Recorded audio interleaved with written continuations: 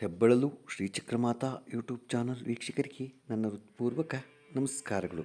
ಇದು ಮಾಗಡಿಯಲ್ಲಿರುವ ರಂಗನಾಥ ಸ್ವಾಮಿಯ ರಾಜ ದರ್ಬಾರ್ ಅಲಂಕಾರ. ಎಲ್ಲರೂ ನೋಡಿ, ಭಾಳ ಸೊಗಸಾಗಿದೆ.